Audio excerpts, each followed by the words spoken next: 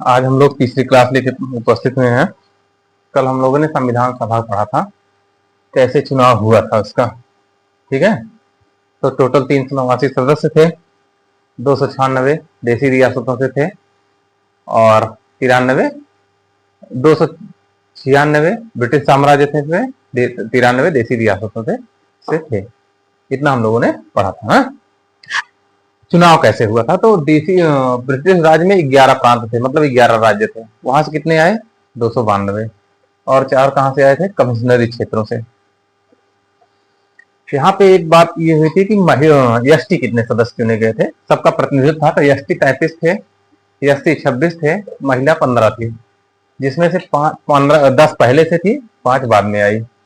ठीक, टोटल 15 में 5 उत्तर प्रदेश से थी। और महिलाओं को आरक्षण की बात आरसी चौधरी ने की थी, शायद यहां तक हुआ था। ठीक, महिलाओं के लिए संविधान सभा में महिला आरक्षण की बात किसने की थी? आरसी चौधरी ने। यहां तक हुआ था। आगे चलते हैं। यूपी की 5 महिलाएं शामिल हुई थी: सुचेता कृपलानी, विजय लक्ष्मी पंडित, पूर्णिमा बनर्जी, कमला चौधरी और बेगम एजाइज रसूल। एकमात्र मुस्लिम महिला शामिल हुई थी। ठीक, कौन थी? बेगम एजाइज रसूल। अब आगे, यहां तक कल हुआ था। अब इसके आगे चलते हैं हम लोग। तो जो प्रांत थे, 11 प्रांत थे ना, वहां की सीटों को 3 रूप में बांटा गया था। ठीक है, प्रांत की सीट को 3 समुदाय में बांटा गया था।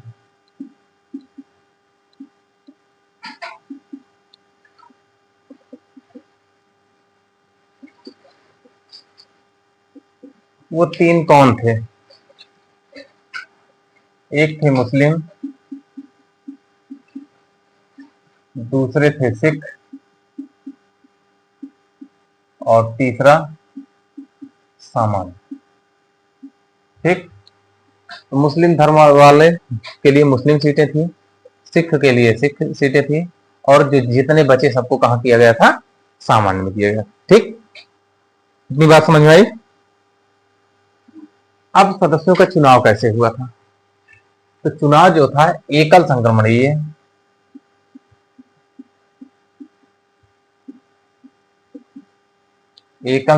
मत पद्धति द्वारा समानुपातिक प्रतिनिधित्व से।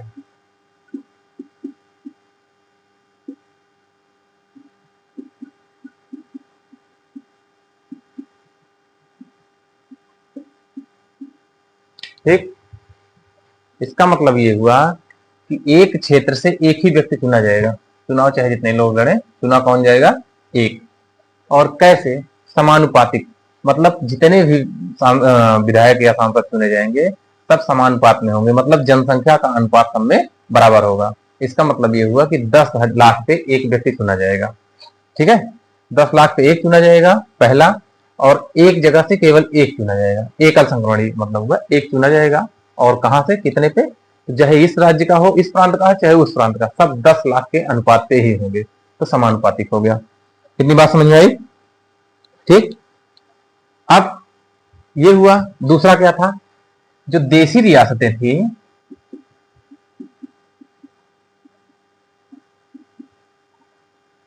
के जो प्रतिनिधि बने, ये कैसे थे? देसी रियासतों के जो प्रतिनिधि थे वहां के राजा महाराजा द्वारा मनोनीत किए गए, चुनाव इनका नहीं हुआ। ठीक है, तो देसी रियासत प्रतिनिधि कहां से? वहां के प्रमुखों द्वारा मनोनीत किए गए देसी रियासत प्रतिनिधि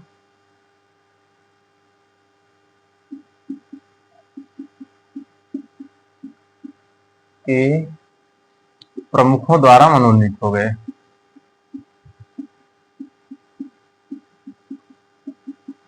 ठीक, ये हुआ। अब इससे ये साबित हो रहा है, ये कैसे आ रहे हैं? ये लोग कैसे आ रहे हैं? चुनाव द्वारा। ये कैसे आ रहे हैं? मनोनीत होके। इसका मतलब ये हुआ कि हमारी संविधान सभा बन रही है वो आंशिक रूप से चुनी हुई है, अवांशिक रूप से मनोनीत है ना। पूर्णता चुनी हुई है नहीं, कुछ लोग मनोनीत हो रहे हैं। ठीक है, समझ में आई बात? चाहे मनोनीत कहें चाहे नामांकित कहें, जो राजा साहब जिसको कह देंगे वही वहां सदस्य बन जाएगा। तो हमारी संविधान सभा कैसी है?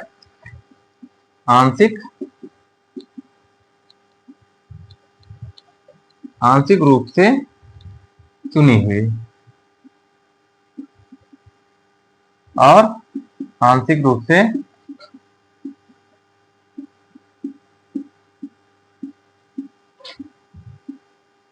मनोनीत,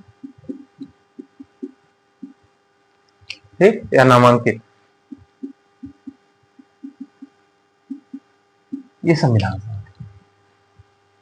तो संविधान सभा कैसे बनी, क्लियर हुआ? ठीक, अंशतः चुनी गई, अंशतः नामांकित हुए। कितने सदस्य थे? 296 प्रांतों से थे और 93 देशी रियासतों से थे। प्रांतों में 292 प्रांतों से हो गए और 4 कमिश्नरेट से हो गए। ठीक है, महिला एसटी कितने हुए? 33, एससी 26, महिला 15, 5 यूपी से, ये सब हो गया। अब कार्य क्या है इसका? ठीक है, इसका काम क्या है? संविधान का निर्माण करना। संविधान सभा का कैसे? अब इसका चुनाव कब हुआ? संविधान सभा का चुनाव कब हुआ? ये वाला चुनाव कब हो रहा है? 1946 को, जुलाई अगस्त 1946 में चुनाव हो गया। ठीक है, जब चुनाव हुआ, जो कांग्रेस थी इसको 208 सीटें मिली। ठीक, मुस्लिम लीग को 73 सीटें मिली। मुस्लिम लीग सोचती थी कि मुस्लिम जितने हैं सब हम ही को वोट देंगे, हमारी ही सीटें होंगी। लेकिन हुआ क्या कि वो अपने इच्छानुसार प्रदर्शन नहीं कर सके, इसीलिए संविधान सभा में अभिनय नहीं होगी। ठीक है, और 15 लोग अन्य हो जाएंगे। ठीक, संविधान सभा बन गई। लेकिन ये मुस्लिम लीग नहीं शामिल होगी। क्यों? क्योंकि इसको लग रहा है कि मुस्लिमों का प्रतिनिधित्व केवल हमारा अधिकार है और हम ही करेंगे, और उसके अनुसार हमको मत नहीं मिले हैं, इसलिए ये बहिष्कार कर देती है। ठीक है, अब यहां तक संविधान सभा बन चुकी है, क्लियर हुआ? अब काम कैसे करेगी संविधान सभा? काम कैसे करेगी? अब जब इतने सदस्य आ चुके हैं तो क्या होगा? बैठक होनी चाहिए इनकी यहीं, संविधान सभा की। तो संविधान सभा की कार्यविधि देखें अगर हम, संविधान सभा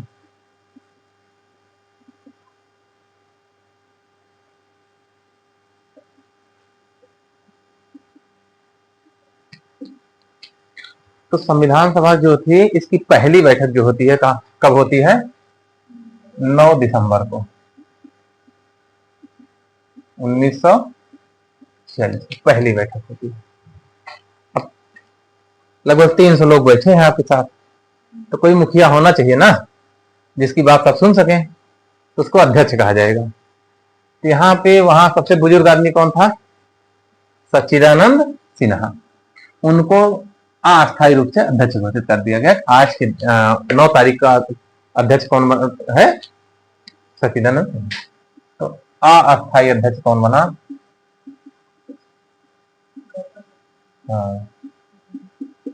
डॉक्टर सच्चिदानंद सिन्हा।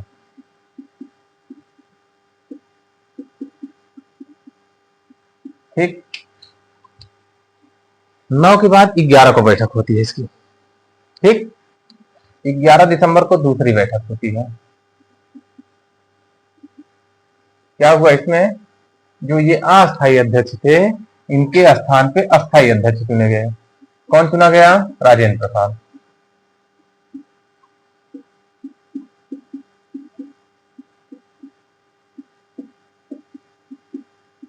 ठीक, तो संविधान सभा की पहली बैठक कब हो रही है? 9 दिसंबर को।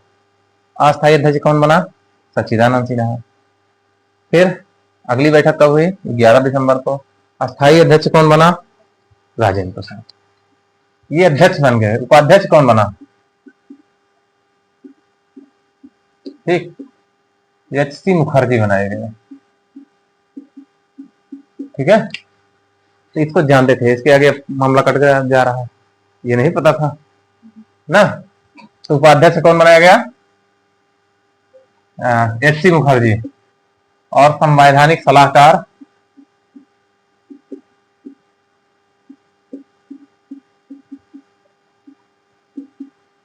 ये बनाए गए बी एन राव।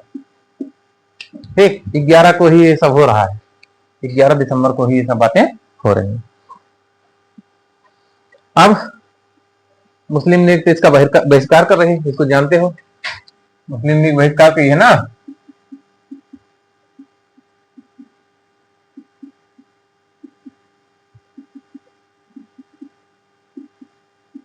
ठीक, अब अगली बैठक कब होती है? 13 दिसंबर को जो बैठक होती है, इस दिन पंडित जवाहरलाल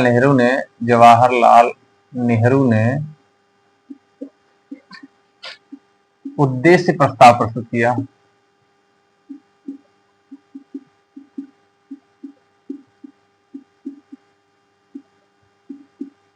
ठीक है, ये जो उद्देश्य प्रस्ताव इन्होंने प्रस्तुत किया, यही जाके बाद में भारत की प्रस्तावना बनेगा। जो उद्देश्य प्रस्ताव 13 दिसंबर को पेश हो रहा है जवाहरलाल नेहरू द्वारा, यही चल के भारत के संविधान का प्रस्तावना बनेगा। ठीक, ये उद्देश्य प्रस्ताव प्रस्तुत किया गया, पेश किया गया, सब जानते हैं। इस पारित कब हुआ, स्वीकार्य कब हुआ? तो उद्देश्य प्रस्ताव जो है पारित या स्वीकार्य स्वीकृत कब हुआ? ये 22 जनवरी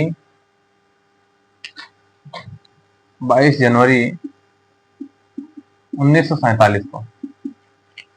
कब स्वीकृत हुआ? 22 जनवरी 1947 को। ठीक है,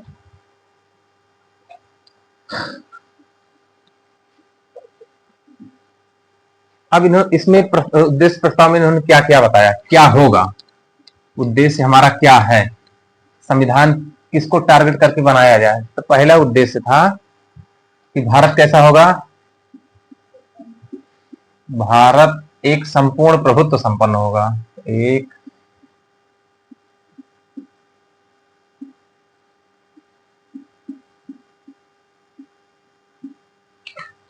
संपूर्ण प्रभुत्व संपन्न राज्य होगा। ठीक है,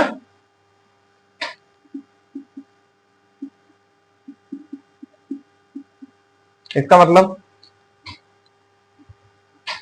जो अपना संविधान स्वयं बनाएगा,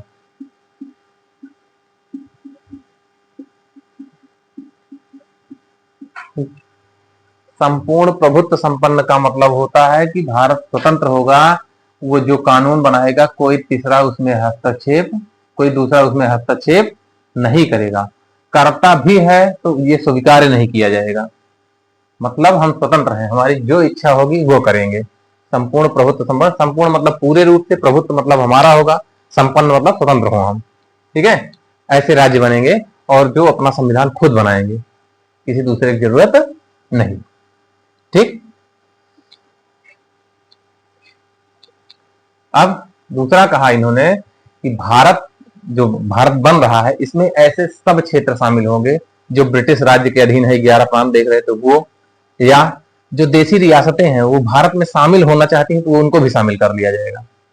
जितने ब्रिटिश प्रांत हैं अगर वो भारत में आना चाहते हैं वो रहेंगे, देसी रियासतें रहेंगी, और कोई ऐसा क्षेत्र जो संपूर्ण प्रभुत्व संपन्न खुद हो, अगर वो इच्छा जाहिर करता है कि हम भारत में शामिल होंगे तो उनको भी शामिल किया जाएगा। ये उद्देश्य प्रस्ताव में था। ठीक है, तो ये 3 बातें यहाँ पे आई, एक जो ब्रिटिश प्रांत है वो, देसी रियासतें हैं वो, और कोई स्वतंत्र है वो शामिल होना चाहता है तो 3 लोग भारत में शामिल हो सकते हैं। ये उद्देश्य प्रस्ताव में उन्होंने बताया। तो अगला था भारत में ऐसे सभी क्षेत्र शामिल होंगे जो कहां से हो? ब्रिटिश प्रांत से, जो ब्रिटिश भारत के हों, या कौन हो? देसी रियासतें हों या खुद स्वतंत्र हो, संपूर्ण प्रभुत्व संपन्न हो, या संपूर्ण प्रभुत्व संपन्न हों, वे भारत में शामिल हो सकते हैं।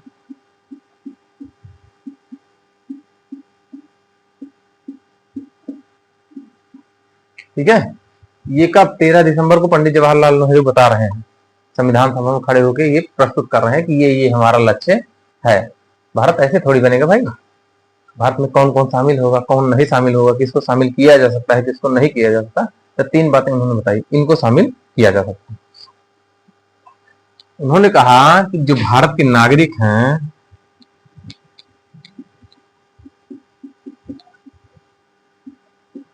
का कौन सा सामाजिक,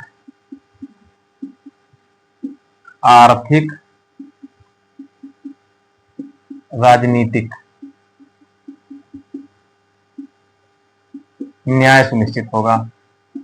अभी भी ये प्रस्तावना में तीनों शब्द हैं, इसी क्रम में है। ठीक है, सामाजिक, आर्थिक, राजनीतिक न्याय सुनिश्चित होगा,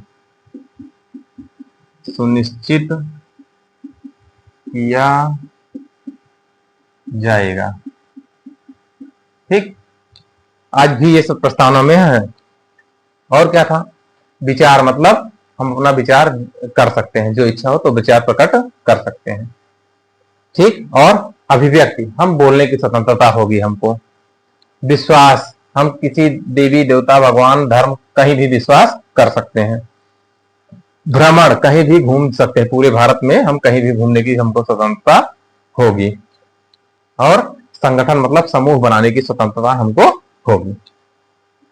और लोगों में नैतिकता स्थापित करने की स्वतंत्रता होगी। ये 5-6 शब्द उन्होंने बताए। तो कौन कौन किसकी स्वतंत्रता होगी?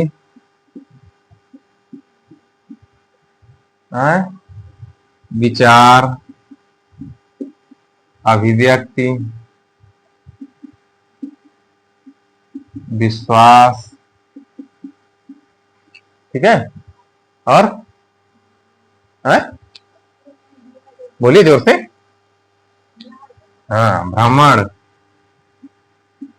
और संगठन, संगठन निर्माण और लोक नैतिकता।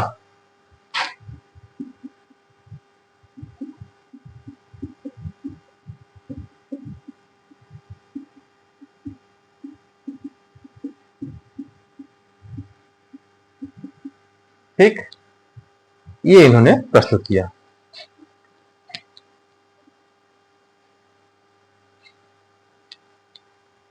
अगला इन्होंने कहा अल्पसंख्यक,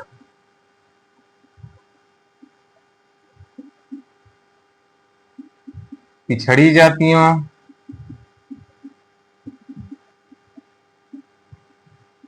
एससी एसटी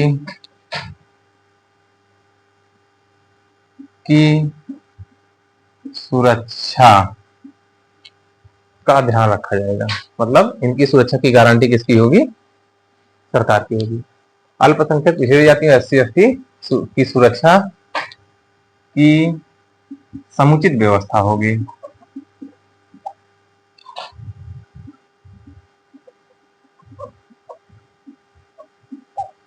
अभी इसी को क्रमबद्ध रूप से एकदम सेम टू सेम प्रस्तावना में पढ़ना पड़ेगा। पूरी प्रस्तावना ऐसे एक वाक्य में बनेगी।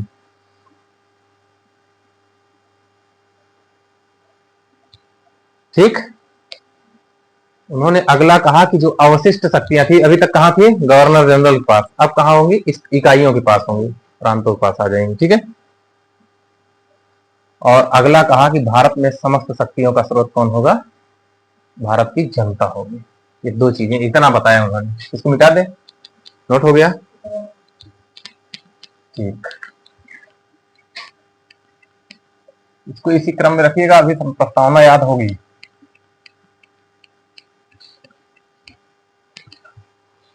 तो क्या अवशिष्ट शक्तियां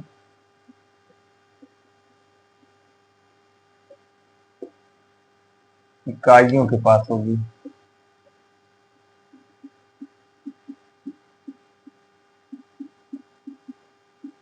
ठीक, समझ रहे हैं। और भारत की समस्त शक्ति का स्रोत कौन होगा? भारत की समस्त शक्ति का स्रोत कौन होगा? हाँ,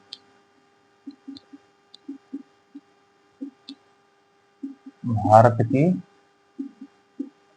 जनता होगी। ठीक, ये सारी चीजें ऐसे क्रमबद्ध रखिएगा, अभी प्रस्तावना तो क्रमबद्ध रूप से मिल जाएंगी। ये उद्देश्य प्रस्ताव कब प्रस्तुत हो रहा है? 13 दिसंबर को। ठीक है, अब क्रम से कर लीजिए। संविधान सभा चुनाव कैसे हुआ? पहली बैठक 9 दिसंबर, सतीदानंद सिन्हा अस्थायी अध्यक्ष बन गए। 11 दिसंबर को राजेंद्र प्रसाद अध्यक्ष, एस सी मुखर्जी उपाध्यक्ष, बी एन राव संवैधानिक सलाहकार नियुक्त किए गए। 13 दिसंबर को जो बैठक हो रही है उसमें पंडित जवाहरलाल नेहरू उद्देश्य प्रस्ताव प्रस्तुत कर रहे हैं और इन बातों को बता रहे हैं। और ये उद्देश्य प्रस्ताव स्वीकृत कब होगा? 22 जुलाई 1947 को स्वीकृत हो जाएगा। ठीक है, इसी को लक्ष्य बनाकर अब हमको संविधान का निर्माण करना, इसका मतलब ये हुआ। अब ये उद्देश्य प्रस्ताव किसका है? ये जो पिछले 100 सालों से संघर्ष कर रहे थे लोग, उनकी इच्छा थी कि भारत ऐसा हो।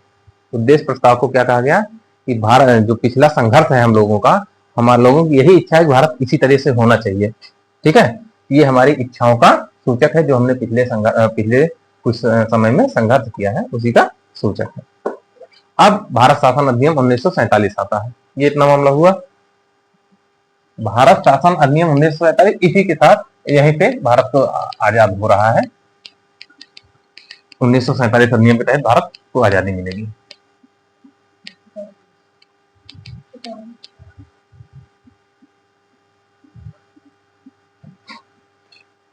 ठीक, तो भारत शासन अधिनियम 1900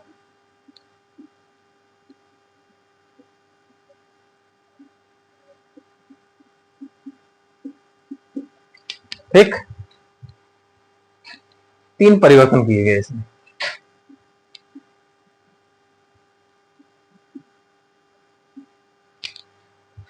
भारत शासन अधिनियम के तहत बनाया गया। पहला क्या किया गया? शासन अधिनियम के तहत जो संविधान सभा थी, इसको संप्रभ बना दिया गया।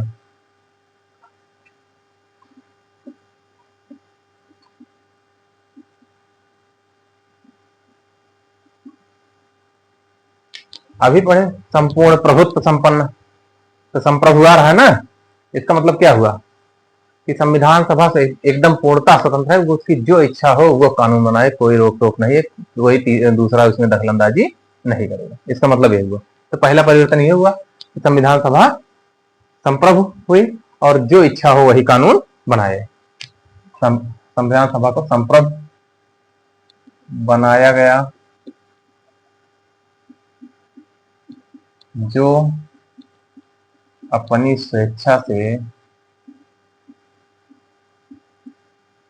संविधान निर्माण कर सकती थी। ठीक है, स्वेच्छा से कोई भी संविधान बना सकती है।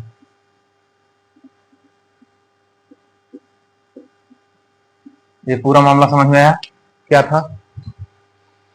कोई दिक्कत नहीं। दूसरा, 1947 तहत जो संविधान सभा थी, अब वो विधायिका बन गई।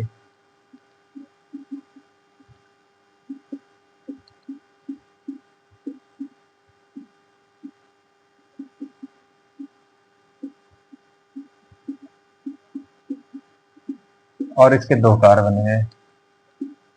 विधायिका क्या करती है? कानून या विधि निर्माण करती है।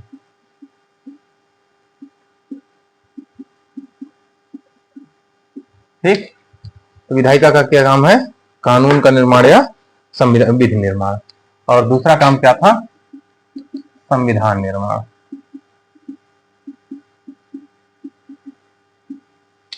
दो परिवर्तन हुए। पहला था संविधान सभा संप्रभु बनी, जो इच्छा हो तो कानून बनाए, कोई दिक्कत नहीं। दूसरा था इसको संसद बना दिया गया। ठीक है, और इसका काम क्या था, एक कानून बनाओ, एक संविधान बनाओ, दो चीजें इसका काम हो गया। ठीक है, अब तीसरा क्या हुआ, मुस्लिम लीग अलग हो गई।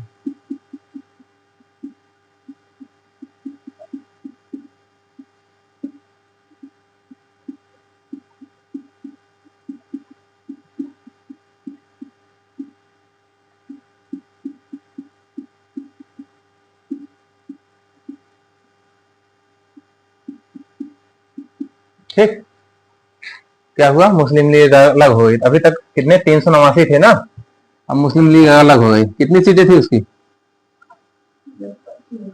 73 सीटें थी ना।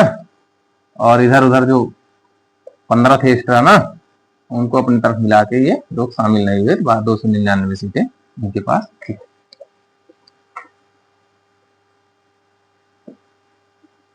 ठीक है, अब यहीं से माउंटबेटन योजना चलती है।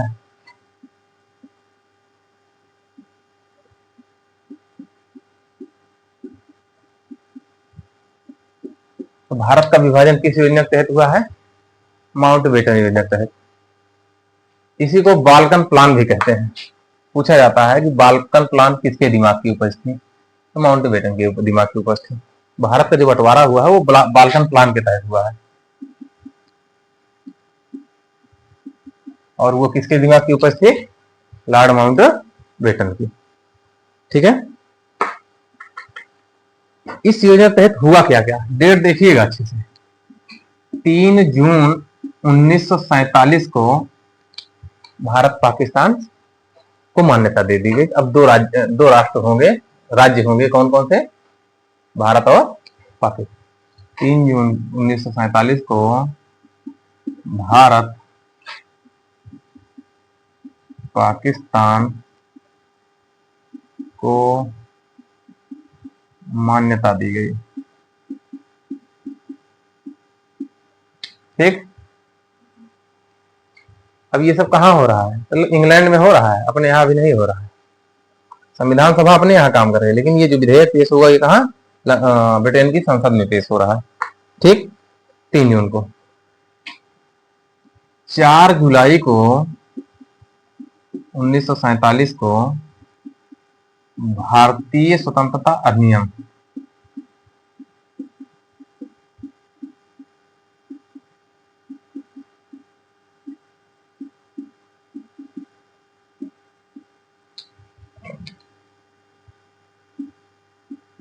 ठीक, 3 जून को भारत पाकिस्तान को मान्यता दे दी गई, अब 2 राज्य रहेंगे। ठीक, 4 जुलाई को ये हुआ कि अब इन दोनों को स्वतंत्र करना है, तो स्वतंत्रता अधिनियम पेश हो गया।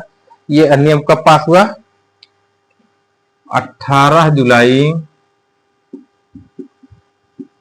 1947 को भारतीय संविधान अधिनियम पास हो गया। पास या स्वीकृत हुआ। हाँ, ठीक, यहां तक ठीक है। अब भारत स्वतंत्रता अधिनियम कब पास हो गया, 18 जुलाई को। तो भारत को आजाद होना चाहिए 18 जुलाई को, 19 जुलाई को, 20 जुलाई को, 21, 22, 23, काहे 15 अगस्त को आजाद करा लिए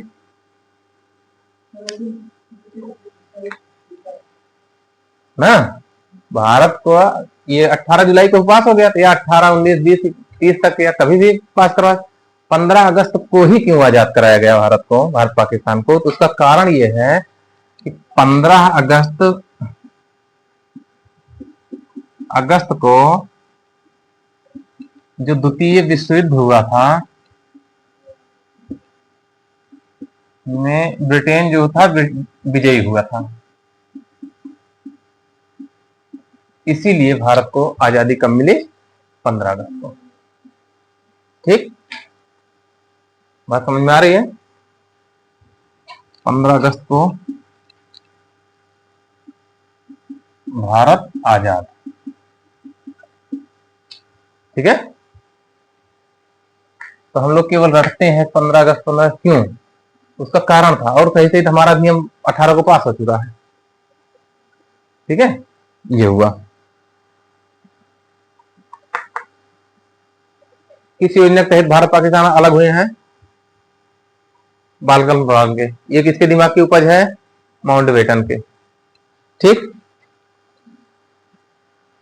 अब जिस दिन भारत आजाद हो रहा है उस दिन दिल्ली में, दिल्ली की केंद्रीय असेंबली में रात में आजाद हुआ है ना, 14/15 की रात को आजाद हुआ है। तो केंद्रीय असेंबली में इकबाल का गीत जो था, हिंदुस्तान हमारा और जनगणमन, ये दो गीत गाए गए। किसने गाया? एम एस सुब्बू लक्ष्मी ने। एम एस सुब्बू लक्ष्मी ने। इकबाल का गीत था हिंदुस्तान हमारा, जनगणमन रविन्द्रनाथ टैगोर ने लिखा था, लेकिन उस रात्रि को गाया किसने था? एम एस सुब्बू लक्ष्मी ने गाया था। कब? जब भारत जिस रात को आजाद हो रहा था। और स्वतंत्रता समय कांग्रेस अध्यक्ष कौन था? तो जेबी कृपलानी थे। हो गया इतना?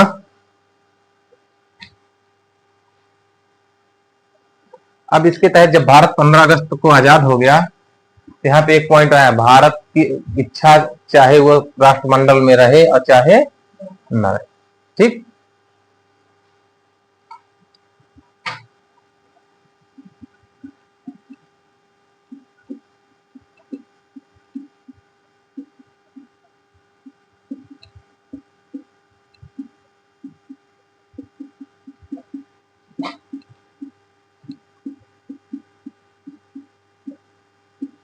राष्ट्रमंडल क्या है जानते हो?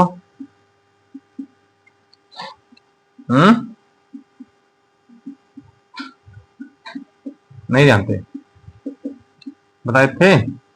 ब्रिटेन ने जिन देशों को गुलाम बनाया था उनका एक संघ है, उसी को राष्ट्रमंडल कहा जाता है। आज की डेट में लगभग 54 देश हैं इसमें। ठीक। भारत राष्ट्रमंडल का सदस्य कब बना? तो 1949 को बना। ठीक है, भारत राष्ट्रमंडल सदस्य कब बनता है? 1949 को।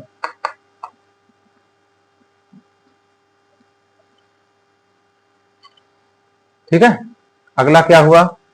जो देशी रियासतें थी उनके लिए क्या हुआ? इनके लिए ये हुआ कि देशी रियासतें या तो भारत में शामिल हो जाए या पाकिस्तान में शामिल हो जाए, और अगर कहीं नहीं शामिल होना चाहती तो वह स्वतंत्र रह सकती है। ये है संविधान में क्या लिखा गया कि देशी रियासतें या तो भारत में शामिल हों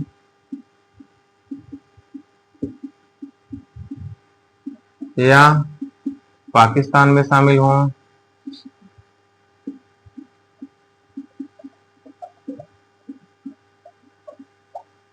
या स्वतंत्र अस्तित्व रख सकती है।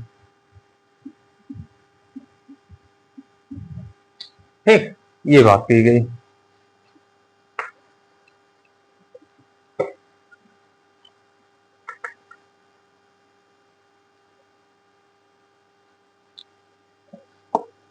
हो गया।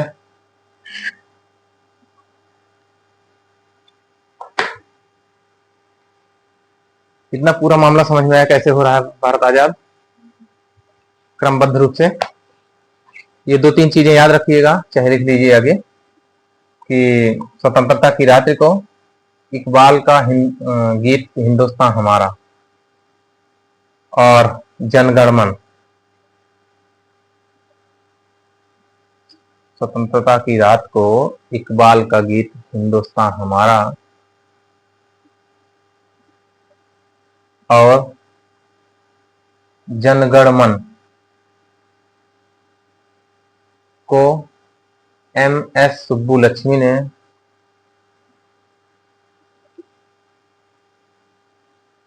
केंद्रीय असेंबली में गाया था। दिल्ली में है ना, जिसको संसद बोलते हो, उसी केंद्रीय असेंबली कहा गया। हो गया।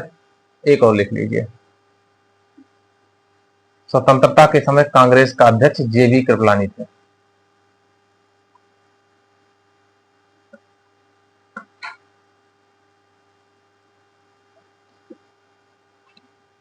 हो गया।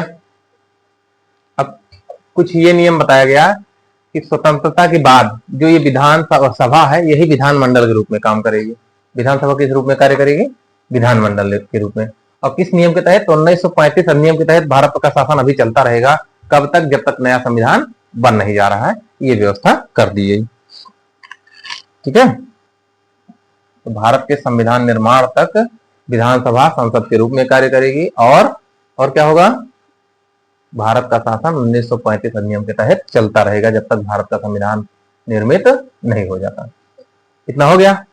एक व्यक्ति थे के.एम. पणिक्कर।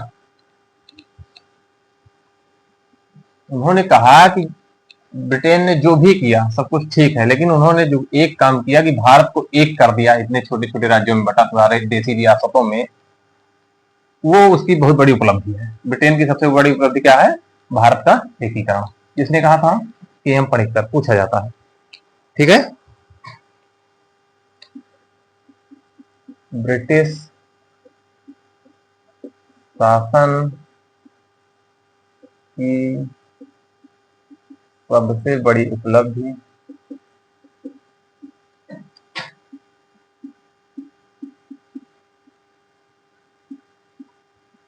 भारत का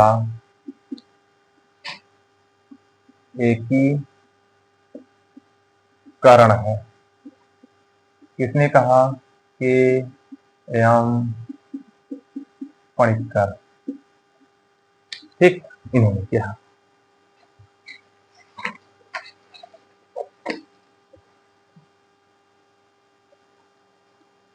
ठीक है, अब 15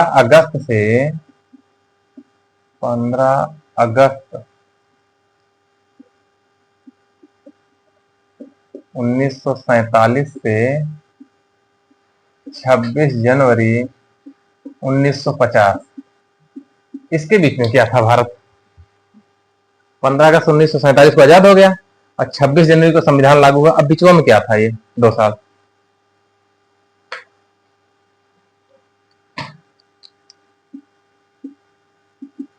ये ब्रिटिश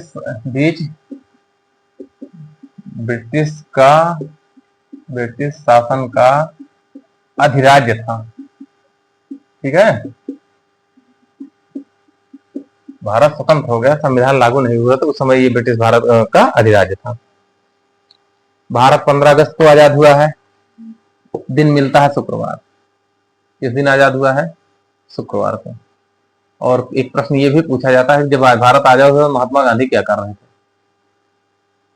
तो कहीं कहीं लिखा मिलता है कि महात्मा गांधी मौन व्रत पे थे, और कहीं कहीं लिखा मिलता है कि महात्मा गांधी नोआखली में दंगे शांत करा रहे थे।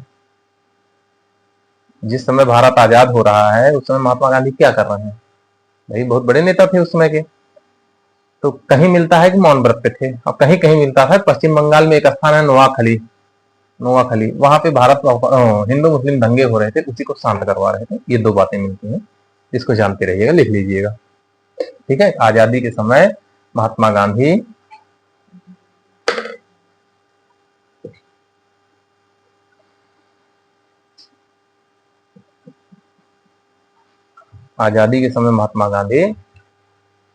मौन व्रत पर थे, या कलकत्ता के नोआखली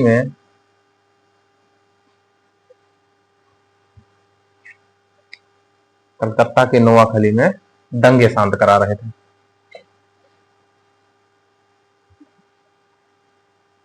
ठीक, आजादी के समय कांग्रेस का अध्यक्ष कौन था? जे बी कृपलानी थे। हा? तो भारत का जो आजादी है, भारत विभाजन का जो प्रस्ताव था, वो कांग्रेस के किस अधिवेशन में स्वीकृत हुआ? 1947 के कांग्रेस के दिल्ली अधिवेशन में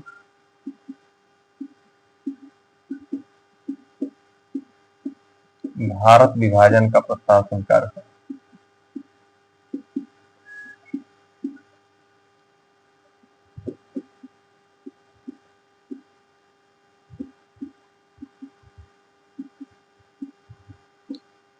अध्यक्ष कौन था? J B Kripalani. ठीक है, अब सरकार बनेगी यहां से, उसको कहेंगे अंतरिम सरकार। दो प्रकार की सरकार होंगी ना, एक आजादी के पहले, जो आजादी के पहले होगी उसको अंतरिम कहेंगे, और जो आजादी के बाद होगी उसको स्वतंत्र भारत की सरकार बोलेंगे। इसको दो तरीके से पढ़ा जाता है। अंतरिम सरकार जो थी,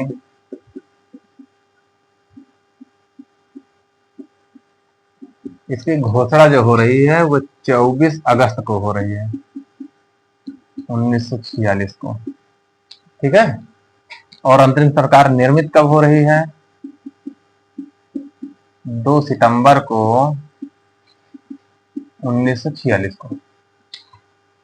ठीक, इतना समझ में आया? डेट पूछी जाती है सब, इसकी अंतरिम सरकार की घोषणा कब हुई, ठीक है, और अंतरिम सरकार बनी कब। ठीक, तो अंतरिम सरकार के उपाध्यक्ष कौन थे? पंडित जवाहरलाल नेहरू। तो अध्यक्ष कौन थे? माउंटबेटन थे। ठीक है। हाँ, लेकिन लोग सोचते हैं पंडित जवाहरलाल नेहरू। तो प्रश्न जो पूछा गया वो पूछा गया कि अंतरिम सरकार का अध्यक्ष कौन था, तो सब सोचे पंडित जवाहरलाल नेहरू प्रधानमंत्री थे, यही है? नहीं है, ये उपाध्यक्ष थे। अध्यक्ष कौन था? वही थे। ठीक है। अब किसको कौन सा विभाग मिला, ये दो तरीके से पढ़ लीजिए, ध्यान दीजिएगा, इसमें भी मुस्लिम लीग शामिल नहीं हो रही है। ठीक है। तो पंडित जवाहरलाल नेहरू पहले थे, इनके पास कौन कौन से विभाग थे? कार्यकारिणी परिषद के अध्यक्ष, विदेश मामले और राष्ट्रमंडल, ये इन तीनों चारों के अध्यक्ष थे। कांग्रेस कार्यकारिणी के अध्यक्ष कर दीजिए, कांग्रेस हटा दीजिए, कार्यकारिणी, क्योंकि कांग्रेस से मतलब है नहीं, करणी परिषद के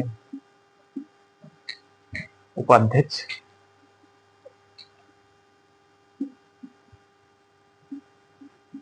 ठीक, और क्या थे? विदेश मामलों के अध्यक्ष थे, और क्या थे? राष्ट्रमंडल के, 3 मंडल इनके पास थे। इसके बाद आता है सरदार वल्लभ भाई पटेल।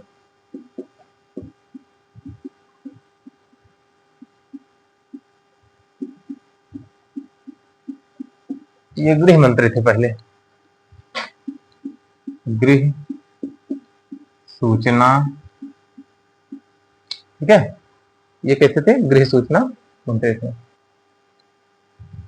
गृह सूचना एवं प्रसारण मंत्री।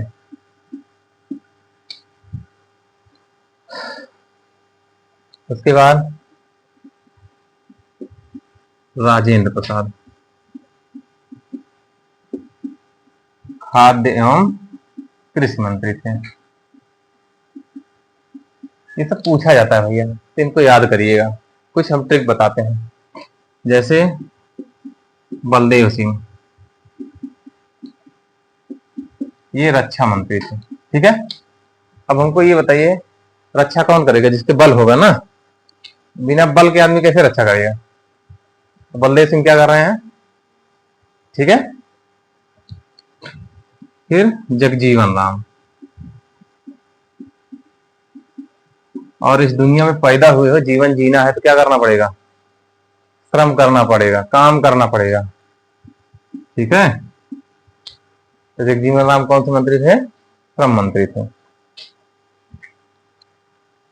फिर सी राजगोपालाचारी,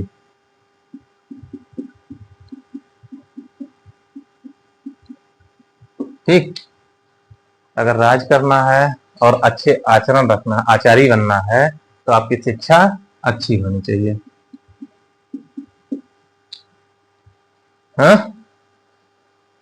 फिर आसफ अली थे,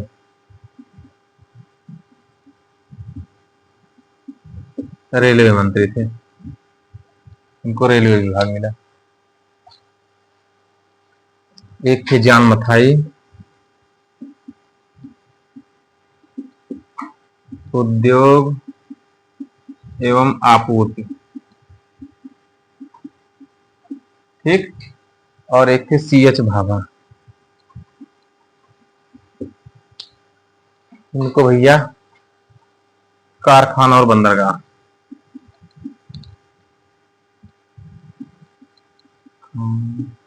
और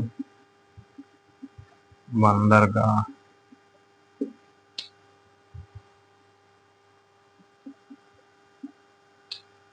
ये इतने मंत्री थे।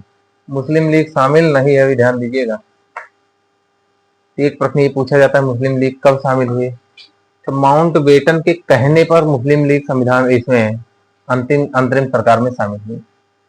ठीक है, तो 5 सदस्यों को उनको मंत्री बना दिया गया। 26 अक्टूबर 1947 को शामिल हो रही है। 2 सितंबर को संविधान वो बन रही है और 26 अक्टूबर लगभग 1.5-2 महीने बाद वो शामिल हो जा रहा है। किसके कहने पर? माउंट बेटन के कहने पर। लेकिन फिर यहां समस्या है, ये लोग सरकार चलाने के लिए नहीं शामिल हो रहे हैं, सरकार ना चलने देने के लिए शामिल हो रहे हैं कि हम इसमें शामिल हो जाए, अड़ंगा लगाएंगे। तो मुस्लिम लीग क्यों शामिल हो रही है? कार्य ना होने देने के लिए, कार्य होने देने के लिए नहीं। ठीक है, तो कहां तक? अंतरिम सरकार तक ना।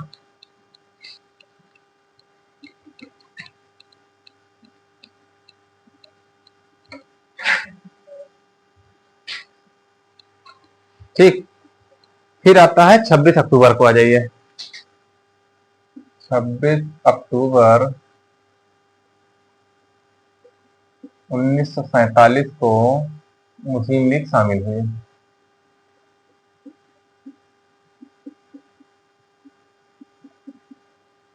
ठीक है, अंतरिम सरकार में मुस्लिम लीग शामिल हो जा रही है। तो 5 लोग कौन थे? एक लियाकत अली थे,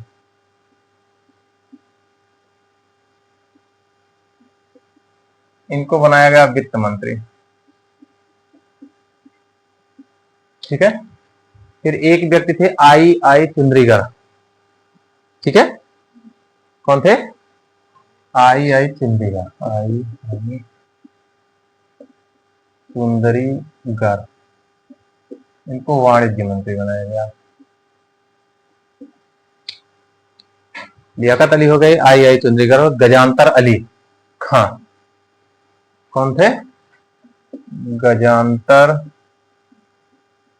अली खां। और एक व्यक्ति थे योगेंद्र नाथ मंडल। 4 हो गए ना। एक और थे अब्दुल रब नफ्ता।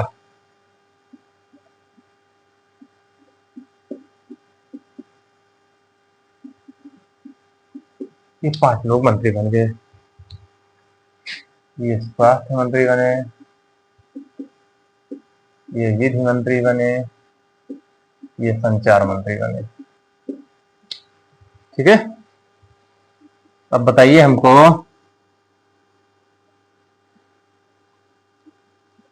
मुस्लिम लीग अंतरिम सरकार में क्यों शामिल हुई थी? सरकार न चलने देने के लिए। किसके कहने पर शामिल हुई? माउंट बेटन के।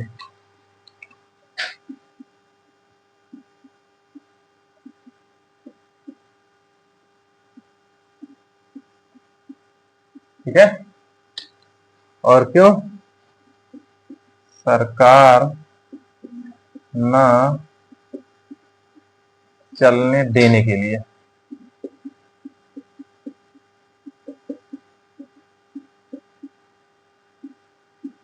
ठीक है, इतना काम हो गया। देखिए, ध्यान दीजिएगा, ये कब गठित हो रहा है? 24, घोषणा कब हुई? 24 अगस्त को। और बन कब रहा है? लेकिन भारत 2 सितंबर को बनी है, लेकिन 15 अगस्त को भारत आजाद हो गया। अब ध्यान दीजिएगा, इसमें मुस्लिम लीग तो शामिल हो गई, अगले में शामिल नहीं होगी। ठीक है, तो फिर वही क्या क्या बदलाव होंगे। तो ये था स्वतंत्रता पहले, अब स्वतंत्रता के बाद।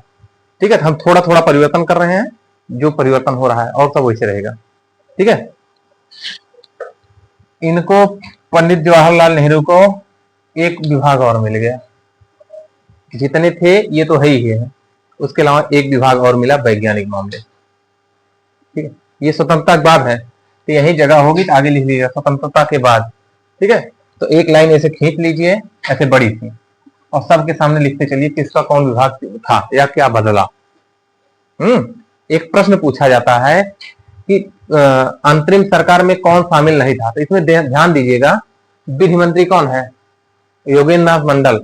हम लोग को पता है कि विधि मंत्री कौन थे, अंबेडकर, लेकिन वो अंतरिम सरकार में नहीं थे, स्वतंत्रता के बाद वाली सरकार में थे, पहले वाली में नहीं थे। लेकिन हम लोग वही जानते रहते हैं, वही लगा देते हैं। नहीं भैया, इसमें कहीं अंबेडकर है नहीं है। इसमें और स्वतंत्रता के बाद वाले में क्या परिवर्तन हो रहा है वही हमको देखना है। तो जवाहरलाल नेहरू इतना है ही है, एक है वैज्ञानिक मामला इनको और मिला है। ठीक है, इसी के आगे बना लीजिए और यहीं लिख दीजिए स्वतंत्रता के बाद मंत्रिमंडल।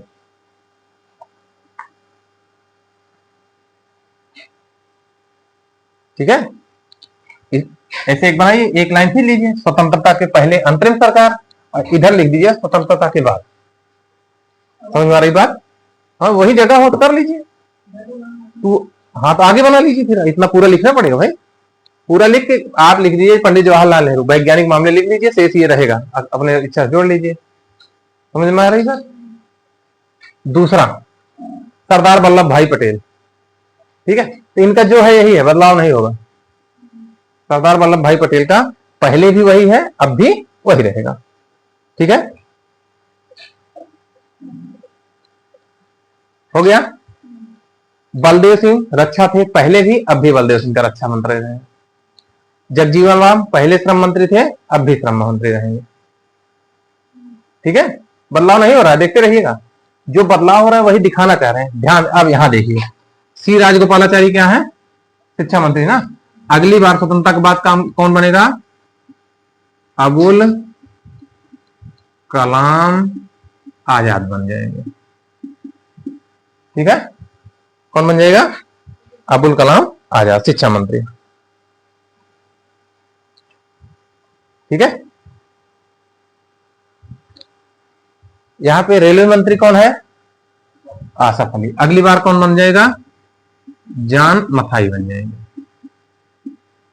परिवर्तन हो रहा है जो जो, वही देखिएगा।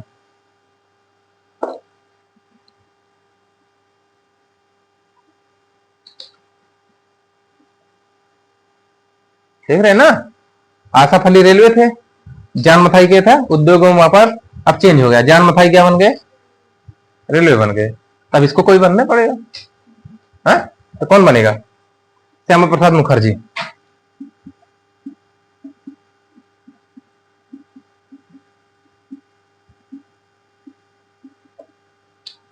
ठीक है,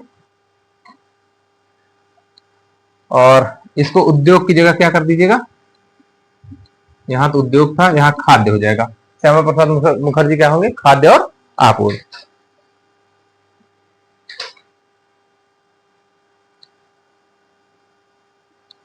और ये कार्य खान और ऊर्जा मंत्री कौन, UN गाडगिल हो जाएंगे। बस इतना ध्यान दीजिए, बंदरगाह की जगह पे ऊर्जा हो जाएगा। ठीक है, कार्य खान और ऊर्जा मंत्री कौन बनेंगे, आजादी के बाद वाला हो रहा है, ये आजादी के पहले था।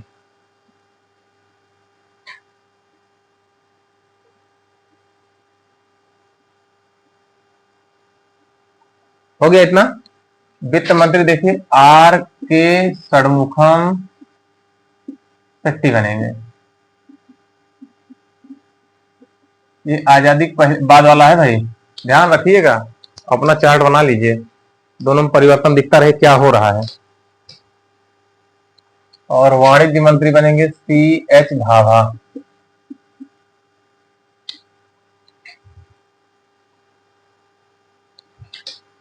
स्वास्थ्य बनेंगे अमृता कौर। विधि मंत्री BR अम्बेडकर।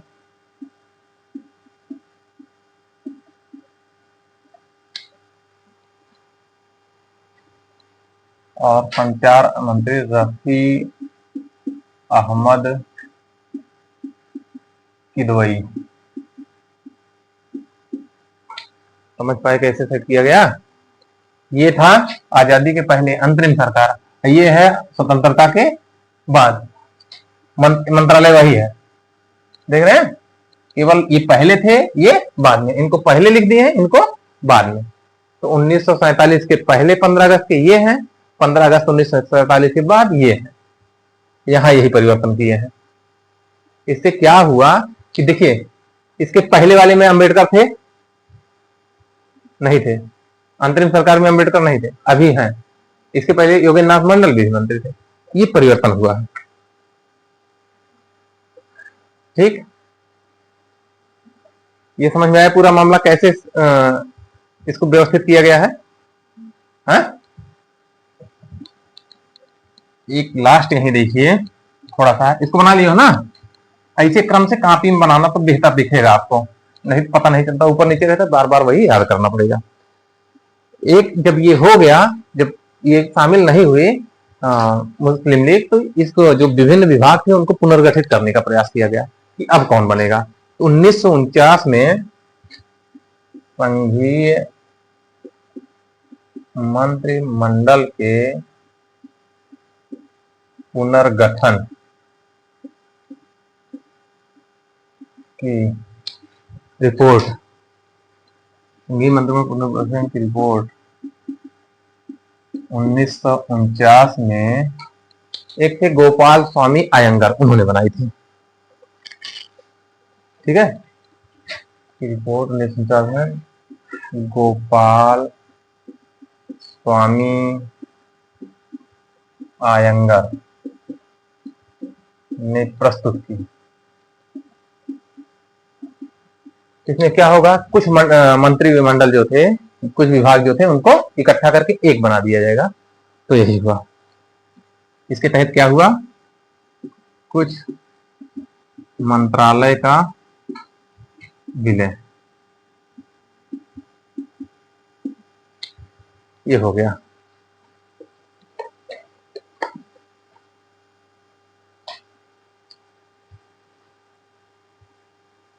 कितना है? एक लाइन और है, संविधान सभा कांग्रेस थी, ये कथन है, संविधान सभा कांग्रेस थी और कांग्रेस भारत था।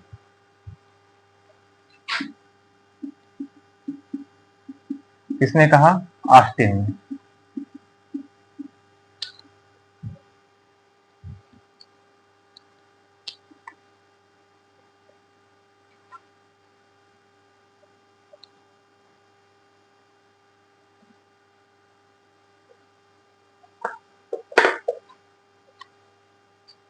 हो गया।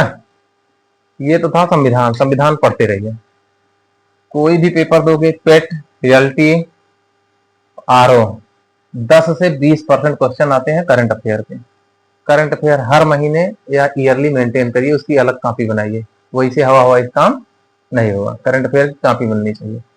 80% या 90% आप साल भर पढ़ते हैं, और करंट अफेयर 1 घंटे में आ जाना चाहिए। 20% नंबर, 10% नंबर, उसके लिए भी आपको कम से कम 10-15 दिन खींच के पढ़ना होगा। ठीक है, तो करंट अफेयर की एक मोटी कॉपी बनाइए और अच्छे से पढ़िए, क्योंकि और सारी चीजें सब पढ़ रहे हैं। करंट अफेयर में कौन कम समय में कौन कितनी मेहनत कर पाया, कितना निकाल पाया, वही आगे जा पाएगा। करंट अफेयर का बहुत मूल्य है। ठीक, बस इतना है। और सारी चीजें जो भर्तियां आई हैं उसको देखते रहिए। जिसका विषय अल्टी में ये रहेगा संविधान, वो यही काम हो जाएगा। और करंट देखते रहिए, 30 क्वेश्चन उसमें एक्स्ट्रा है। ठीक।